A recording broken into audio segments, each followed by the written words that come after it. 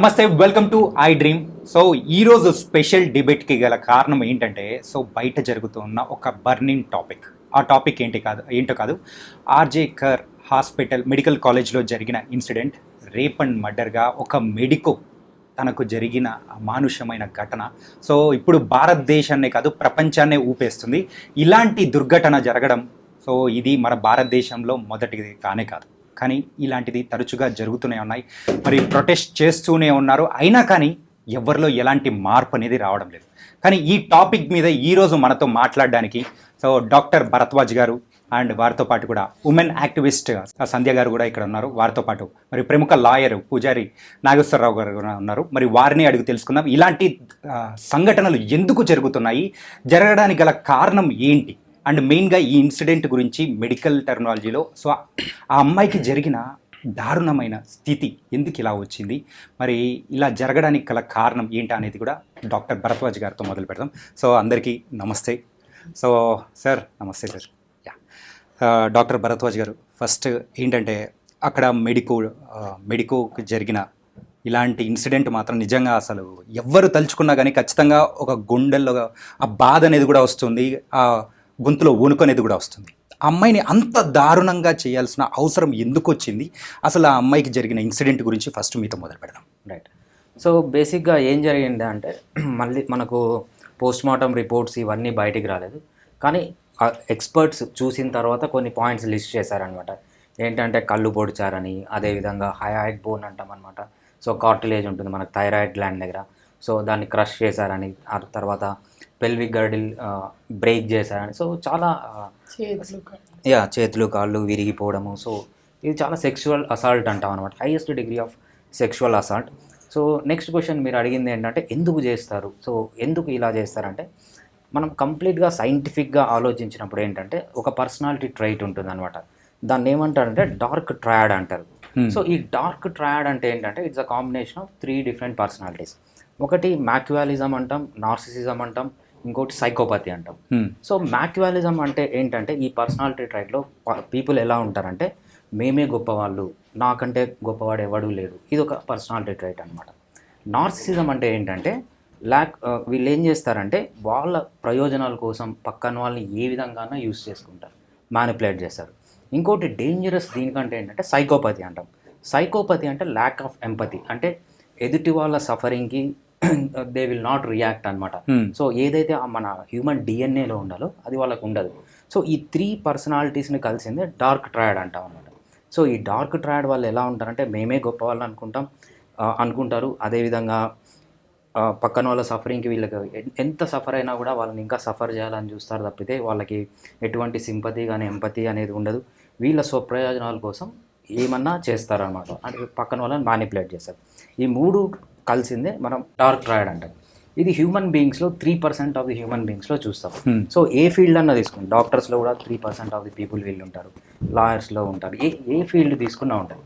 So ఏదైతే ఈ 3% మంది చేస్తారో, సో ఆ పర్సనాలిటీ ట్రైట్లోనే వాళ్ళకి ఆ ప్రాబ్లం ఉంటుంది. ఆన్ టాప్ ఆఫ్ ఇట్ ఇది మెయిన్ రీజన్ అనమాట. హ్యూమన్ ఎందుకు ఇలా బిహేవ్ చేస్తా అంటే సైంటిఫిక్గా ఇది రీజన్ అనమాట, దాన్ని డార్క్ ట్రయాడ్ అంటారు. అండ్ సంధ్య గారు, మెయిన్గా అయితే ఈ టాపిక్ అనేది కూడా మనం తీసుకోవడానికి గల కారణం, సో ఇలాంటివి తరచూ జరుగుతూనే ఉన్నాయి, కానీ మన 78 ఏళ్ల స్వాతంత్ర భారతదేశంలో సో చిన్న పిల్లల దగ్గర నుంచి పెద్దవాళ్ళ వరకు ఎవరికి ఆ రక్షణ అనేది లేకుండా పోతుంది. అండ్ ఇలాంటి ఇన్సిడెంట్ అనేది మీరు విన్న తర్వాత మీకు అనిపించిన అంటే మీరు ఏమనుకున్నారు, సో దీని గురించి మీరేం చెప్పాలనుకుంటున్నారు? ఈ ఘటనే చాలా అమానుషమైన ఘటన, అందరూ సందేహం అక్కర్లేదు. అయితే దీంట్లో అనేక అంశాలు మాట్లాడాలి. ఒక వ్యక్తికి ఉండేటువంటి బలహీనత కానీ, లేదా వ్యక్తికి ఉండేటువంటి బిహేవియరల్ ప్రాబ్లమ్స్ ఉంటాయి, కానీ దానికి సామాజిక అంశాలు కూడా తోడవుతాయి. ఇదే బిహేవియర్ వేరే దేశంలో ఉన్న వాడికి ఆ దేశంలో ఉన్న సాంస్కృతిక విలువలు, అంటే cultural ideology, cultural mind set డిఫరెంట్గా ఉండొచ్చు. స్టేర్ చేస్తే తప్పు, ఒక మనిషి మీద పవర్ ఎక్సర్సైజ్ చేయకూడదు, ఒక మనిషి మీద హింస చేయకూడదు అనే స్పృహ ఉన్న చోట, ఆ స్పృహ ఆ సమాజంలో గట్టిగా ఉన్న చోట, స్పష్టంగా కొంచెం ఆ పర్స్పెక్టివ్, ఆ దృక్పథం ఉన్న చోట వాడికి ఆ బిహేవియర్ ఉన్నా అది సబ్సైడ్ అయ్యే అవకాశం ఉంది. ఇప్పుడు టెంప్ట్ అయితే అంటారు, బట్టలు సరిగేసుకోలే టెంప్ట్, ఇంకోటి టెంప్ట్ అంటే మన పక్కింట్లో గుమగుమలాడుతూ బిర్యానీ వండుకుంటే మనకి ఎంత తినాలన్నా పోయి మనం నియంత్రణ దాటి మనం టెంప్ట్ అవుతామేమో, అంటే తినాలనిపిస్తున్నా కానీ పోయి పక్కింట్లో ఉన్న బిర్యానీ గుంజుకొచ్చుకొని తినం. షాపులో పోతున్నా మనకి నచ్చినది టెంప్ట్ చేసే డ్రెస్ కనపడుతుంది, ఇంకోటి కనపడుతుంది, మనం ఎఫోర్డ్ చేయలేనప్పుడు పోయి గుంజుకొచ్చుకొని తీసుకో. మరి ఆడవాళ్ళు అంత తేలికగా ఉన్నారా? నువ్వు టెంప్ట్ అయ్యామో లేదా కోరిక కలిగింది పడిపోయినా అంటే అది కుదరదు. ఆ కల్చరల్ ఐడియాలజీలోనే ఉన్న బేసిక్ ప్రాబ్లమ్ని కూడా మనం అడ్రస్ చేయాలి. అంటే అవైలబుల్గా ఆడవాళ్ళు ఉన్నప్పుడు దాన్ని యూజ్ చేసుకోవచ్చు. ఒంటరిగా ఉందా, నిస్సహాయంగా ఉందా, చుట్టూ ఎవరు లేరా, పిల్లలా, లేకపోతే అమాయకత్వమా, ఇట్లాంటి ఎన్నో ఫ్యాక్టర్స్ కూడా పనిచేస్తాయి. సామాజికంగా ఉండే అంశాన్ని కూడా మనం కొట్టిపారేయలేము. అట్లాగే ఇప్పుడు ఈ ఘటనలో కూడా అది చాలా బ్రూటల్గా జరిగింది. దాంట్లో అనేక అంశాలు వినిపిస్తున్నాయి. ఒకటి, అక్కడ సెక్షువల్ హెరాస్మెంట్స్ కంటిన్యూగా జరుగుతున్నాయి. నైట్ డ్యూటీ చేసే పిల్లలకి, అమ్మాయిలకి, మెడికోస్కి భద్రత లేదు అని చర్చ బాగా జరిగింది. దాని మీద వాయిస్ చేసిన వాళ్ళలో ఈ అమ్మాయి ఇవాళ అభయగా మనం పిలుస్తున్నాం, మా మీడియా కానీ పోలీస్ కానీ పెట్టిన పేరు. ఆ అభయ వాయిస్ రేస్ చేసింది, గతంలో రిటర్న్ కంప్లైంట్స్ ఇచ్చింది. దాని మీద చాలా ఇష్యూస్ అమ్మాయి అక్కడ ప్రశ్నించింది.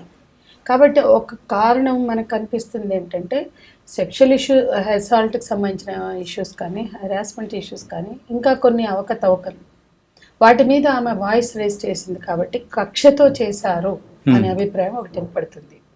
ఇప్పుడు ఎండ్ ఆఫ్ ద డే ఏం చేయాలనుకున్నారు? అమ్మాయి 2:30కి భోజనం చేసి వెళ్ళింది. అది సెమినార్ హాల్, ఒక చిన్న మ్యాట్రిక్స్ ఉంది, ఫ్యాను, ఏసీ అలాంటివి ఉన్నాయి. తనకి డ్యూటీ మళ్ళీ గ్యాప్ ఉంది కాబట్టి రెస్ట్ తీసుకోవాలని వెళ్ళింది. అప్పటికే 36 hours కంటిన్యూస్ గా వర్క్ చేసింది. కాబట్టి ఈ అంశము అంటే ఒక అత్యుత్తమ గౌరవం కలిగిన ప్రొఫెషన్ ఇది. డాక్టర్లు అంటే భద్రత ఉంటుంది అనుకుంటాం హాస్పిటళ్లలో నైట్ డ్యూటీ చేసే డాక్టర్లకి. కానీ ఆ ప్రభుత్వ ఆసుపత్రిలో కనీసం ఆ పీజీ డాక్టర్లకి లేదా నైట్ డ్యూటీ చేసే డాక్టర్లకి రెస్ట్ రూమ్స్ కూడా లేకపోవడం. అది రెస్ట్ రూమ్ కాదు, అమ్మాయి పడుకుంది. పైపెచ్చి అక్కడ సీసీ కెమెరాలు లేవు. అంటే ఎవరో తెలిసిన వాళ్ళు, సీసీ కెమెరాలు కూడా లేవు అని తెలిసిన వాళ్ళు, అమ్మాయి అంతకుముందు కూడా పడుకుని ఉండొచ్చు 1-2 సార్లు. తెలిసిన వాళ్ళు, అవగాహన ఉన్న వాళ్ళే ఆ అసాల్ట్ చేశారు. ఇకపోతే 2:30కి వెళ్ళింది, 3:30 మధ్య జరిగిన 1 hour లోపల జరిగితే 3:45 లోపల ముగిసింది ఆ హింసాకాండ. 4 o'clock వెళ్ళిన ఒక వ్యక్తిని తీసుకొచ్చి, సరే అతని హిస్టరీ బాగాలేదు, 3 పెళ్ళిళ్ళు 4 పెళ్ళిళ్ళు చేసుకున్నాడు, అందులో ఒక అమ్మాయి చనిపోయింది, ఇట్లాంటివి ఎన్నో ఉన్నాయి. సరే అతను ఒక 12,000 జీతం పొందే అతను అక్కడ అంత పవర్ ఎక్సర్సైజ్ చేయడం, ఎక్స్ట్రాడినరీగా అధికారాలని అనుభవించడం, ఇదంతా ఒక ఇష్యూ. అతనుకున్న బ్లూటూత్ ఇయర్ ఫోన్స్ అక్కడ దొరికినాయి. వెళ్ళేటప్పుడు అతను కనపడ్డాయి, తిరిగి అతను బ్యాక్ వెళ్ళేటప్పుడు లేవు. అతను బూట్ షూ మీద బ్లడ్ స్ట్రెయిన్స్ ఉన్నాయి. ఇవన్నీ చాలా మందికి తెలిసిన విషయాలే. కానీ మనం మాట్లాడుకోవాల్సింది ఏంటంటే ఆ 151 grams ఆఫ్ సెమన్ వజైనాలో దొరికిందన్నారు కదా, దాన్ని మనం అనలైజ్ చేస్తే అది గ్యాంగ్ రేప్ అనడానికి. ఇది అక్కడే డాక్టర్లే చెప్పారు, ఇది ఎవరు ఊహించి మాట్లాడుతుంది కాదు. పోస్ట్ మార్టంలో పాల్గొన్న టీమ్ ఆఫ్ ద డాక్టర్ ఇది చాలా ఆయన తట్టుకోలేక ఇక్కడ ఎవరు బయట పెట్టారు అంటే, ఇక్కడ దీదీ ప్రభుత్వం ఏదైతే తృణమూల్ కాంగ్రెస్ ఒక మహిళ, సిగ్గుపడాలి ఒక మహిళ, ఆమె ముఖ్యమంత్రి 4 సార్లు అక్కడ ముఖ్యమంత్రి, ఆమె ఒక ప్రభుత్వ ఆసుపత్రి నిర్వహణను పట్టించుకోలేదు అనడానికి ఇది ఒక ఉదాహరణ. అయితే భద్రత లేదు, రూమ్స్ లేవు, ఇవన్నీ ఒక ఇష్యూ. కానీ ముందు సూయిసైడ్ అని చెప్పారు. బుర్రున్నోళ్ళు, బుద్ధున్నోళ్ళు ఎవరైనా సూయిసైడ్ అని చెప్తారా? ఆ తల్లిదండ్రులకి సూయిసైడ్ అని చెప్పి పిలిపించారు. ఇక్కడ కుట్ర ఉంది అంటున్నా. ఆ పాప బాడీ చూసిన, అమ్మాయి డాక్టర్, జూనియర్ డాక్టర్ బాడీ చూసిన ఎవ్వడికి పీపుల్ లైక్ మనలాంటి మామూలు వాళ్ళకు కూడా అది ఆత్మహత్య అనిపించింది. అంటే దీని గురించి కూడా మనం ఇంకా మాట్లాడుకుందాం. అంటే నేనేమంటున్నా అంటే ఎవరికైనా అది ఆత్మహత్యగా కనిపించదండి, కానీ ఆత్మహత్యగా ఎందుకు చెప్పారు అంటే ఏదో ఫ్యాక్ట్స్ ని డివైడ్ చేయాలనుకున్నారు, పక్కదో పట్టించాలనుకున్నారు మీడియానైనా అందరినీ. రెండవది తమ కొలీగ్ పైన జరిగిన దారుణ హింసను తట్టుకోలేక పోస్ట్ మార్టం డాక్టర్లు బయటకు వచ్చి ఇది ఆత్మహత్య కాదు, హత్య, గ్యాంగ్ రేప్ అని వాళ్ళు మాట్లాడారు. ముందు డాక్టర్స్ కమ్యూనిటీ మాట్లాడారు, ఒక ఫ్రెటర్నల్ కమ్యూనిటీ మాట్లాడాక బయటకు వచ్చింది ఇష్యూ. తల్లిదండ్రులు కూడా ఆత్మహత్య అనే అభిప్రాయంతో ఉన్నారు. కాబట్టి హాస్పిటల్ మేనేజ్మెంట్ ఎవరైతే ఉన్నారో వాళ్ళు హషప్ చేయాలనుకుంటున్నారు, వాస్తవాల్ని కప్పిపుచ్చాలని చూస్తున్నారు, ఏదో మసిపూసి మారేడుకాయ చేయడానికి. తప్పు జరిగింది, నేరం జరిగింది, అది క్రూరమైన నేరం. మహిళల భద్రతని ఎజెండా మీదకి తెచ్చుకొచ్చి భారతదేశ మొత్తం ప్రజలందరికీ కూడా ఇవాళ నిరసన వెల్లువెత్తుతున్నాయంటే మహిళల భద్రత వర్క్ ప్లేస్లో కావచ్చు, బయట కావచ్చు. ఈ రోజుకి బహిరంగ ప్రదేశాల్లో మహిళల భద్రత మన ఎజెండాలో లేదు. 77 ఏళ్ల స్వతంత్రం ముగిసింది, కానీ women safety at public place ఇంకా రాలా మనకి. నో యాక్ట్, నో అది జనరల్గా ఉన్నాయి, కానీ వర్క్ ప్లేస్లో యాక్ట్ ఉంది, కానీ అది కూడా అమలు చేయట్లేదు. కాబట్టి చాలా అంశాలు మనం మాట్లాడదాం, కానీ ఇది క్రూరమైన నేరాన్ని కప్పిపుచ్చే ప్రయత్నం చేయడానికి బాధ్యత వహించాలి అక్కడ. ఇవాళ ఆమె కూడా ఊరేగింపులు తీస్తుంది ముఖ్యమంత్రిగా, ఆమె కూడా న్యాయాన్ని డిమాండ్ చేస్తుంది. రాష్ట్ర ముఖ్యమంత్రి ఆమె న్యాయాన్ని ఎన్ష్యూర్ చేయాలి, కానీ ఆమె న్యాయాన్ని డిమాండ్ చేయడం కాదు. ఇక రెండవది, మొత్తంగా కూడా ఇవాళ దేశంలో నిరసనలు వెల్లువెత్తిన సందర్భంలో అయినా దాని మీద నిష్పక్షపాత విచారణ జరిపించాలి. 2 విచారణలు జరిపాలి. సిబిఐకి వాళ్ళు ఇచ్చారు ఆల్రెడీ అక్కడ ప్రభుత్వం. సిట్టింగ్ జడ్జితో కూడా, బెంగాల్ హైకోర్టు సిట్టింగ్ జడ్జితో కూడా చేయించమని మేము అడుగుతున్నాం. కొన్నిసార్లు 2 విచారణలు జరిగినప్పుడు వాస్తవాలు నిగుదేలినటువంటి అనుభవాలు గతంలో మనకు ఉన్నాయి. నిర్భయాలు కూడా చేశారంట. కాబట్టి ఖచ్చితమైన సమగ్ర విచారణ జరగాలి. ఆ కుటుంబానికి నష్టపరిహారం చెల్లించాలి. ఆ కుటుంబాన్ని పక్కదోవ పట్టించినందుకు బాధ్యత వహించాలి. ఆ ప్రిన్సిపాల్ దీనికి అన్నిటికీ బాధ్యుడు. ఎందుకంటే మొత్తం ఈ కుక్డప్ స్టోరీస్ వెనక అతనే ఉన్నాడు. ఇష్టం వచ్చిన కథనాలు వినిపించి వెల్లువెత్తాక ఆఖరికి ఆమె బాడీ చూసిన డాక్టర్లు తట్టుకోలేక వాళ్ళు తిరగబడితే రాజీనామా చేశాడు. అటువంటి వాడిని పక్కన లూప్ లైన్లో పెట్టకుండా తీసుకుపోయి అంతకన్నా ఎక్కువ పేమెంట్ ఇచ్చి ఇంకో హాస్పిటల్లో పెట్టారంటే ఏంటంత తొందర? అంటే ఏం చేయదలుచుకున్నారు? ఏం మెసేజ్ ఇవ్వదలుచుకున్నారు? వినేష్ పోగట్ నా మీద లైంగిక వేధింపులు జరిగినాయి అంటే ఒక మెసేజ్ ఇవ్వరు. బ్రిజ్భూషణ్ అరెస్ట్ చేసి లైంగిక వేధింపులు సహించాం అని బీజేపీ ఒక మెసేజ్ ఇవ్వదు. పోయిన సంవత్సరం 2 ఏళ్ళు వాళ్ళని రోడ్ల మీద తొక్కి, బూట్కాలతో తొక్కి లైంగిక వేధింపులు పట్ల సిగ్గుపడే పాలకులు లేనంత వరకు, ప్రజలకు అవగాహన కల్పించినంత వరకు, లైంగిక నేరాలు చేసే హక్కు ఎవరికి లేదురా అని చెప్పడానికి పాలకులు సిద్ధం కావాలి. క్యాంపెయిన్ వాళ్ళ బాధ్యత. దాన్ని నేను చాలా స్పష్టంగా చట్టాలు ఎట్లున్నాయో కూడా మేము చెప్తాం, ఆయన చెప్తారు.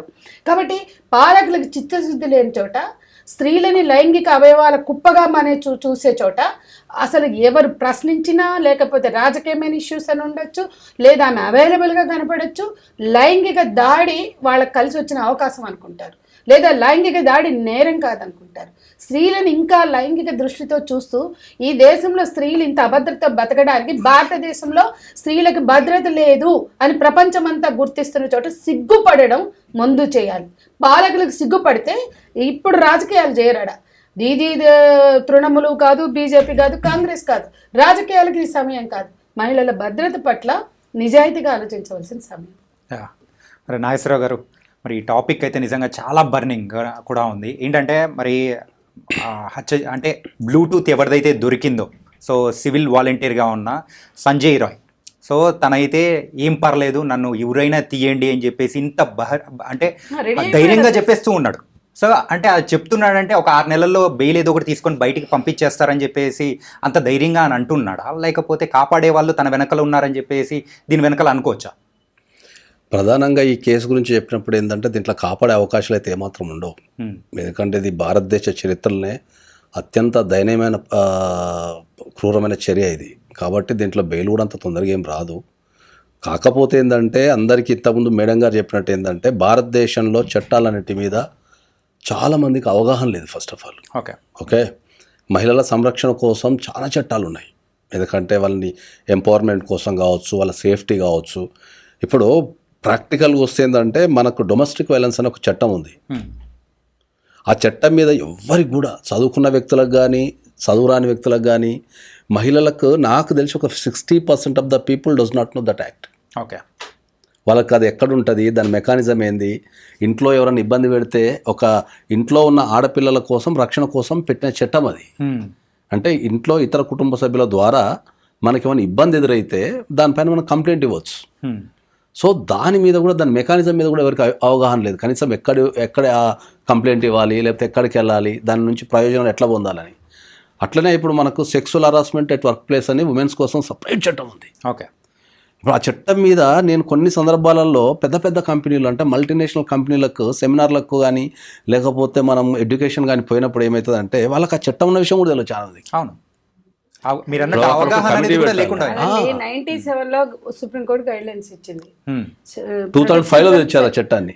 ప్రొటెక్షన్ ఫ్రమ్ సెక్షువల్ హెరాస్మెంట్ 2013 లో వచ్చింది. 2005 డొమెస్టిక్ వైలెన్స్ 2013 లో వచ్చింది. 13 లో వచ్చింది చెప్తున్నా. ఎందుకంటే అటు డ్రాఫ్ట్ లో కూడా మేము ఉన్నాం. ఈ దేశంలో 18 ఏళ్ళు ఇందిరాగాంధీ ప్రధానిగా ఉన్నా ఇవాళ మాట్లాడుతున్న ఏ రాజకీయ నాయకుల వల్ల చట్టాలు రాలేదు.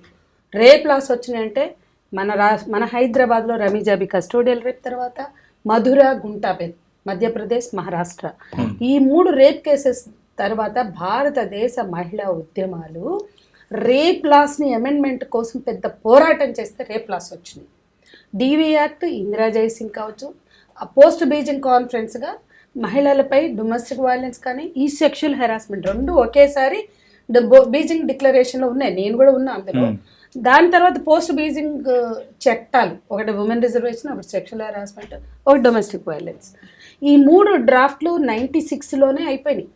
96లో ఉమెన్ రిజర్వేషన్ పెట్టారు, 97 నుంచి ఇవి అయిపోయినాయి.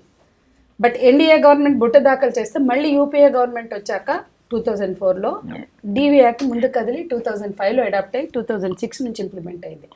బట్ సెక్షువల్ హెరాస్మెంట్కి వచ్చి 2013 నిర్భయ చట్టం.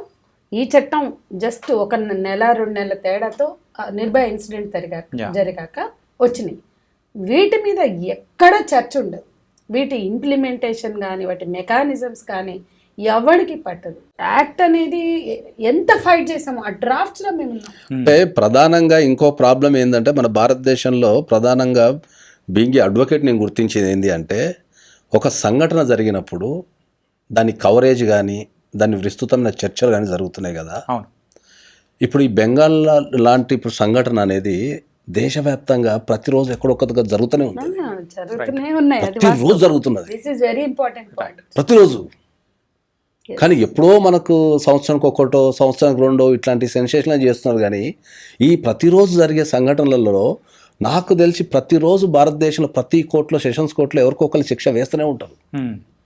మీరు ఒక సంఘటన జరిగినప్పుడు దాన్ని సెన్సేషన్లు చేస్తున్నారు, లేకపోతే మనం పోరాటాలు చేస్తున్నాం. కానీ శిక్ష పడ్డప్పుడు మాత్రం దాన్ని ఎక్కడో ఒక పేపర్లో, అసలు చాలా పేపర్లు కవరేజ్ అయ్యేవాళ్ళు. ఇంప్లిమెంటేషన్ పార్ట్ మీద ఎవరు లేదు. అంటే ఇంప్లిమెంటేషన్ లేకపోవడం వల్లే ఇలా జరుగుతుందని కూడా అనుకోవచ్చా? డెఫినెట్లీ చెప్తున్నా కదా. ఇప్పుడు నేను అదే చెప్తున్నా, మీరు ఎప్పుడైనా శిక్షలు పడ్డప్పుడు మీరు ఎందుకు జనాలకు ఈ వ్యక్తికి శిక్ష పడ్డదని చెప్పేసి ఎందుకు ప్రచారం చేయాలని అడుగుతున్నా నేను. ఓకే, ప్రజలలో భయం ఎందుకు తగ్గిపోతున్నది? ఒక వ్యవస్థ మీద ఏం చేసినా ఏం కాదనేది ఎందుకు ఒక మనిషిలో డెవలప్ అవుతున్నది అంటే ఏంటంటే జరిగే పరిమాణాలు ఏవి ప్రజలకు తెలియదు. ఓహో ఈ తప్పు చేస్తే నాకు శిక్ష పడుతుంది, ఓహో ఈ తప్పు నేను చేయకూడదు అనే ఆలోచన వానికి రావాలి అంటే శిక్ష పడ్డ ప్రతి కేసుని మీరు దాన్ని కంపల్సరీ మీడియా ముఖంగా కానీ ప్రజలకు కానీ తెలియజెప్పాల్సిన బాధ్యత ప్రభుత్వానికి ఉంది, ప్రజలకు ఉంది, మీడియాకు కూడా ఉంది. ఓకే. సో ఇప్పుడు ఎవరైనా ఏంటంటే మనకు జనరల్గా చట్టానికి వచ్చారికి ఏంటంటే ఎవరైనా కూడా ఏంటంటే ఇప్పుడు క్రైమ్ చేస్తే ఎప్పుడో 10 సంవత్సరాలకో 20 సంవత్సరాలకో లేకపోతే నేను ముసలిన తర్వాత పడుతుంది అంటున్నారు. కానీ మనకు ఏదైతే ఎగైనిస్ట్ మహిళల మీద పడే శిక్షలకు సంబంధించి ఎక్కడ కూడా ఇంతేందుకు హైదరాబాద్లో రోజుకి ఏదో ఒక పూట మీరు పొద్దుల పేపర్లు చదవండి, చిన్నపిల్లల మీద అగత్యాలు ఉంటాయి. అంటే ఆ ఇన్సిడెంట్ లేని పేపర్ కానీ న్యూస్ కానీ మాత్రం శిక్షలు పడ్డప్పుడు వేస్తాను లేరు. అది నేను చెప్పేది మెయిన్ గా. శిక్షలు పడినప్పుడు నేను వాదించిన కేసులలో పడిన శిక్షల చూడు మళ్ళీ అసలు చర్చా కార్యక్రమం లేదు ఇక్కడ. కానీ ఒక నేను వాదించిన కేసులే ఒక్కొక్క దగ్గర యావజ్జీవ కారశిక్ష పట్టుకుని ఏ పేపర్లో రాదు. అది ఆ వ్యక్తి వెళ్ళాడు అనేది మనకు ప్రజలలోకి విస్తృతంగా వెళ్ళగలిగితే కదా ప్రజల్లో మార్పు వచ్చేది. ఇప్పుడు ఈ పాయింట్ చాలా ఇంపార్టెంట్ ఏంటంటే యూరోపియన్ కంట్రీస్లో, స్కాండినేవియన్ కంట్రీస్లో మరణశిక్షలు లేవు. బట్ అక్కడ ఉన్న equality concept Norway, Denmark, Sweden ఆ దేశాల్లో బాగా వెళ్ళింది ప్రజల్లో. ఎవడిని ముట్టుకుని హింసించాడు. అక్కడ చిన్న పిల్లలకి మనం అన్నం చేతున్న అన్నం తినిపించడం నేరం అక్కడ. కాబట్టి స్కాండినేవియన్ కంట్రీస్ లో almost zero harassments. European countries కి వస్తే ఇప్పుడు ఆయన అన్నాడు చూడండి, వాళ్ళు నిరంతరం ఇప్పుడు ఒక క్రైమ్ జరిగింది. నేను యుఎస్ లో ఉన్నప్పుడు క్రైమ్ చూస్తాను. అతను ఉన్నాడు, నిలబెట్టారు వాడిని, బాధితురాల్ని చూపారు, పిల్లల్ని చూపారు, అతని గురించి చర్చిస్తారు. పోలీస్ ఏం చెప్తారంటే he is offender, he did like this అని ప్రజలకు అర్థమయ్యేలాగా చెప్పి ఈ కైండ్ ఆఫ్ ఎండ్లో ఏం చెప్తారు తెలుసా, ఈ kind of offence is not allowed. ఇది చట్ట విరుద్ధము, చట్టరీత్యా నేరము. ఈ నేరం ఎవరు చెప్పినా వాళ్ళు తప్పించుకోలేరు. ఈ విధంగా సివిల్ సొసైటీని అడ్రస్ చేస్తారు పోలీస్. మన దగ్గర అసలు అదేముంది? వాళ్ళు ఒక ఏరియాలో సెక్షువల్ అఫెండర్ ఉంటే ఈ ఏరియాలో వీడు ఉన్నాడు కమ్యూనిటీ అవేర్నెస్ ఇస్తారు, నైబర్హుడ్ లో డిస్ప్లే చేస్తారు. నైబర్హుడ్ లో ఆ నైబర్హుడ్ లో మీరు ఇల్లు తీసుకుని వెళ్ళాలంటే ఈ ఏరియాలో ఈ అఫెండర్ ఉన్నాడు, సో అండ్ సో సెక్షువల్ అని ఇంకొక ఇప్పుడు ఈ కేసులో కూడా, ఇప్పుడు మన కలకత్తా కేసులో కూడా now everybody saying that is offender after ఎట్లా ఉద్యోగం ఇచ్చారు? ఆ సివిల్ వాలంటీర్ జాబ్ ఇస్తారా? మన దేశ పార్లమెంటులో గత పార్లమెంటులో 35 మంది ఎంపీలు రేప్ అక్యూజ్డ్ కూర్చున్నారండి. ఎట్లా కూర్చుంటారండి? రేప్ అక్యూజ్డ్కి 63 మందికి సీట్ ఇస్తే దాంట్లో నెగ్గొచ్చి 35 మంది కూర్చున్నారు. అంటే నేను అదే చెప్తున్నాను, ఎవరికి చెప్తారు, ఏం చెప్తారు? 35 మంది ఎంపీలు ఆడ కూర్చుని రేపులు చేసి వచ్చిన వాళ్ళు, రేప్ అక్యూజ్డ్ కావచ్చు, రేప్ ఆరోపణ ఎదుర్కొనేవాడు కావచ్చు, వాడు కూర్చుంటాడండి పార్లమెంట్లో. ఎందుకు ఇస్తారు సీట్లు వాడికి? ఏం మెసేజ్ ఇస్తున్నారు? మీరు రేపులు చేసినా మీ రాజకీయ జీవితం ఉంటది. అట్లనే కదా బ్రిజ్భూషణ్ అంతగనం చేసిన ఇవాళ భారతదేశానికి ప్రతిష్టాత్మకమైన మనిషిని బజార్లో గొంతు మీద బూటుకాళ్ళు వేసి తొక్కారు కదా, కానీ బ్రిజ్భూషణ్ని పట్టుకుని తీసుకెళ్లారా? ఇవన్నీ ఏం మెసేజ్లు ఇస్తాయి? ఏ పార్టీ వాళ్ళు సొక్కమైన వాళ్ళలాగా శుద్ధమైన వాళ్ళలాగా మాట్లాడుతున్నారు? ఈ దేశ రాజకీయ పార్టీలకు చిత్తశుద్ధి లేదు. ఇది మీరు చెప్తున్నది ఎలా ఉందంటే దొంగతనం చేసిన తర్వాత దొంగతనం చేయకూడదు అని చెప్పేలాగా ఉందన్నమాట. చెప్పడం కూడా చక్కగా చెప్పట్లేదని కదా, అది కూడా చక్కగా చెప్పట్లేదు, అది కూడా చక్కగా ఏడుస్తలేరు. ఎందుకంటే చట్టాలు ఇట్లున్నాయి.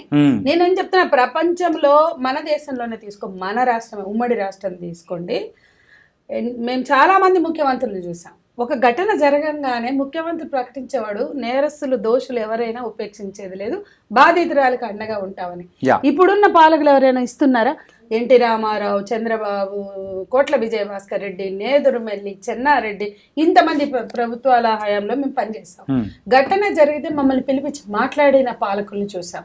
కానీ వాళ్ళ సెన్సిబిలిటీ లేదు, సెన్సిటివిటీ లేదు. Crime against women and children increase జరుగుతుంది. No one is bothered. అసలు ఒక పక్కన పోర్న్ కల్చర్, ఒక పక్కన మా సాంస్కృతికమైన దిగజారుడుతనం, ఆల్రెడీ మన బుర్రలో ఉన్న చెత్త, ఆడపిల్లల్ని లైంగిక వస్తువులుగా చూడడం, అమ్మాయిల్ని, మహిళల్ని, ముసలోళ్ళని, పిల్లల్ని సెక్షువల్ ఆబ్జెక్ట్స్గా చూడడం, ఇది మన మైండ్ ప్రాబ్లం. కాబట్టి ఆయన చెప్పిన బిహేవియరు ఈ సర్కమ్స్టాన్సెస్కి, ఈ పరిసరాలకి, లేదా ఇక్కడున్న సాంస్కృతికమైన ఆలోచన విధానానికి తోడైతే